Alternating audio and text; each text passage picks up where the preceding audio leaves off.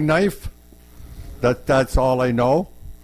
And it was brought on about a demonstration that was done a couple weeks ago, and a few things happened that we were wondering what was causing it.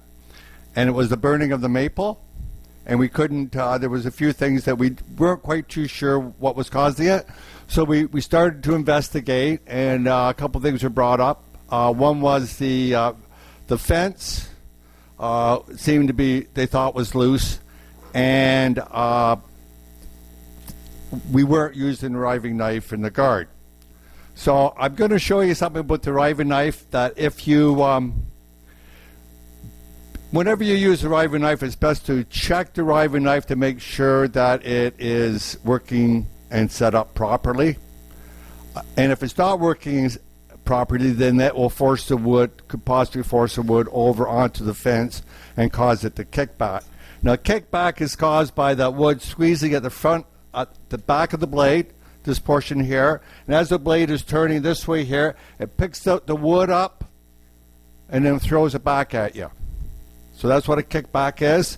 So if you take a look at and you use a ruler and you place it up against the blade, it should pass a riving knife. Now it's more important that it's set up good on the fence side of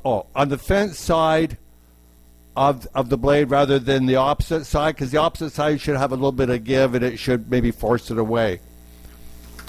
Now what we've done is we put on a new maple fence, and it's got bolts in here. I don't really want you to try to tighten these bolts up because there's nuts on the inside, and the bolts are, I think, pretty much as far as it will go without doing damage to the inside of the fence. So if you insist on tightening these up, take them all off, do what you want to do, and then you'll have to shorten the bolts a bit and then put them back on again. Okay, so that will take some time. So I would prefer you just phone me, okay, and I'll do the timing. Okay, so the riving, now the other riving knife, it was bent at the top. So what was caused is the whole knife was sort of shifted over, so the wood would get caught at the top of the riving knife and wouldn't allow it to pass through.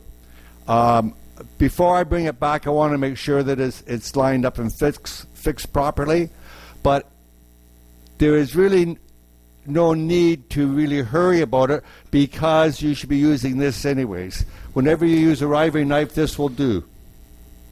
Okay, and this is the most safest, because what happens is as you're cutting your wood, if by any chance you should hit this and this raises up, it should tell you that you're getting pretty close to the blade and you should move your hand. Okay, so I think that's pretty simple.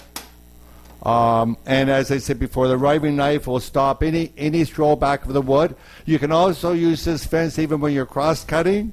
You just raise it up, put your slide in, adjust where you want, take it back, bring this back over, do your cut. Are there, yes? If you're using the riving knives and you're using a thin rim blade, you will run into problems. Right. So you should use a standard 1/8 inch blade with the riving knife. And that's one reason why you check when you change the blade. You check with the riving knife to make sure that the riving knife fits the blade. Okay. Pardon? The blade should be bigger than the riving. That's right. I didn't hear. The blade should be thicker than. Should be thicker than the riving knife. Yes. Must be thicker, but it's not that much thicker. It's just a hair fraction thicker. Now, when you're using this fence here, whenever you use a fence, you should also check it to make sure that it is in line. And you can do that by measuring from the miter slot over to the fence at the front, the middle, and the back. Now, it can be, they advise it to be just a hair fraction bigger at the back, further away at the back, just a hair, not Not an eighth of an inch, not a 16th of an inch, just a hair bigger. Pardon? A 32nd, which is a hair. So everybody but Dennis can take a hair out of their head and place it in there, and that will be enough. Dennis hasn't got enough hair. He's okay. Oh, Mike too. Is there any questions? Another comment on that is, I forget where I was going to go. See, you threw me right You off. forgot, didn't you? You forgot. Old age. What happens is, and I come down here last week to use a table saw. First of all, whoever put the blade on had the goddamn nut on so tight, I had to really struggle to get the damn thing off.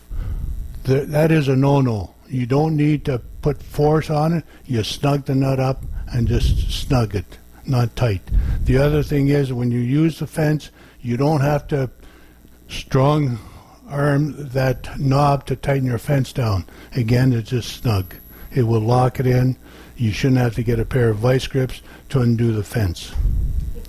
So anybody using a saw, pay attention to those 2 points. That's really important because I've come down a couple times and I haven't been able to get the nut undone. As Dennis said, it's just finger tight and just a little quarter turn of that. And you can always check it by taking your thumb and pushing on it to see if it moves or not. But you don't have to crank it up because it might have a tendency to tighten on its own. And so, if you take a blade, if you come in here in the riving knife and you want to take the riving knife off because that's how you want to use the saw, take it off. If you want to change the blade, change the blade. Make sure that when you leave the saw, the riving knife is on, the blade that you took off is on, and you can move the fence. So someone else comes in, they have it ready to go, and they don't have to worry about running upstairs and getting the minister to come down and untighten it for them. Okay? Okay, I think you had a question there, Howard. Howard? You mentioned measuring from the miter slot to the fence, on the front of the blade and the back of the blade. Some saws will not have a blade that's parallel with the slot. Yeah, but you had to be aware. When I do the same with my saw, and it's an old 50-year-old saw, I measure from the front with the blade fully extended. I measure from the front of the blade to the fence, from the back of the blade to the fence. That's where the ripping's being done, is between the fence and the